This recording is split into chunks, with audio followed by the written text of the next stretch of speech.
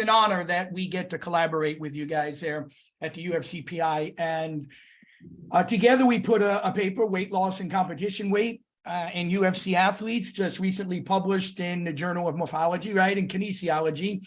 And everyone, I think it should be noted that the data in this study comes directly from the UFCPI. And we had posted something where I saw a couple of folks say, oh, you know, I already knew that. And I don't know how you knew that already, but nevertheless, maybe you guessed it, and good for you. But I think no, Tony, it's so funny you said that, because I got direct messages basically saying, first of all, we already knew this.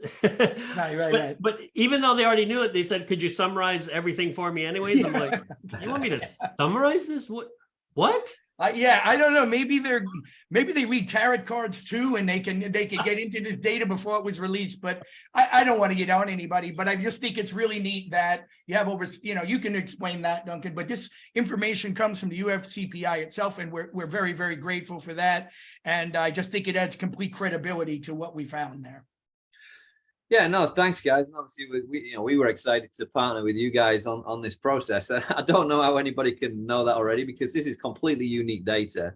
The only people that own this data is the UFC, and this is the first time we've ever released it. So whilst you might have had an intuition or a thought that that's what happens, anecdotally, what we're potentially doing is confirming that that's actually the case. So yeah, since we opened, we've started trying to look at aggregating data, population data, which we can share as population norms, not necessarily to give away any individual athlete's information or data, but look at epidemiological trends within this athlete clientele, and certainly start to look at weight class characteristics across the 10 or 11 weight classes that we have here in the UFC. So we provided you guys with a data set, 2-year data set, about 600 athletes, 615 athletes or something were included in the data set across all the weight classes from straw weight through to heavy. And what we've been doing in the background is essentially collecting information between 72 hours and competition. So 72 hours prior to competition, on a daily basis, we were collecting athlete weights. And then the official weigh-in on a Friday morning, and looking at how much athletes rebounded in terms of after stepping on the scales prior to competition, where they would get another weight. So we essentially had 5 weights across the course of a fight week: 72, 48, 24, the official fight weights, and then the competition rebound weights. That's pretty novel information, novel data, we think, but it's really important for us to get this type of information out there to the community. And we saw kind of about a 7%, the average is about a 7% reduction across 72 hours in body weight, with about a 10% rebound.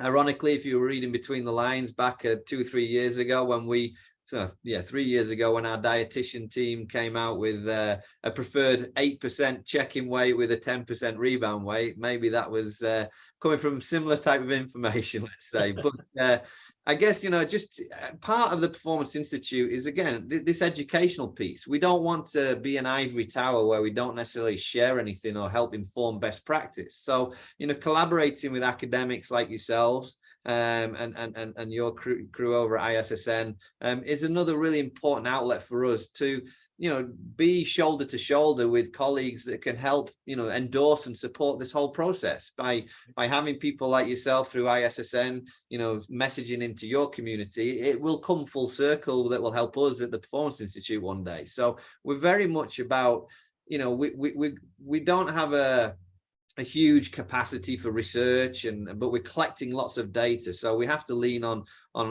colleagues like yourselves. And this is the first kind of shot across the bow where we're doing some really substantial information, presenting some very real data from UFC world-class fighters, and this will be the first of many. I know that you and ourselves have got other ones teed up, hopefully next year and beyond, but also in other areas, whether that's in the medical space, not just nutrition, physical training and performance testing. We're planning to disseminate a lot more of this information moving forwards. Yeah, fantastic, because it is so valuable. And I will say this, the guesses were, usually significantly higher from most than the 7%, 72 out. So I think there's some value there in showing what the best of the best in the world are doing. It doesn't necessarily mean it translates to emulating that across the sport and at the amateur level. I don't know, but there's some good guidelines in there. Yeah, Well, go on. I'm sorry.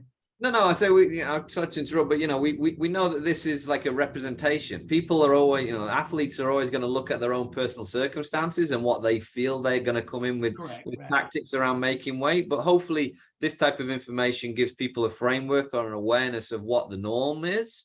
And then the delta outside of the norm is basically on you as an athlete, right? Exactly. So hopefully it will drive better conversation, better awareness around the actual parameters of these 600 fighters are fighting at the highest level in the UFC, and potentially downplay the need for heavier weight making activities that are pursued by some individuals. So that's all the narrative, that's what we're trying to do on an educational front.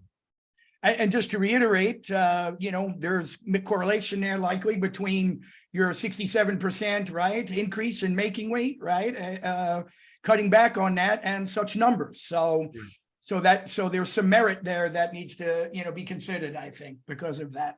Yeah. And, moving forwards, we've got a lot more additional wrinkles to add to this same data set, whether that's be a gender conversation, whether that be a female physiology and menstrual cycle conversation, whether that be a nutrition tactic around managing hydration. Are you again, a taper or a load or whatever it may be. So, we can spin off a lot more insights, and we plan to do that with ISSN and you guys moving forward.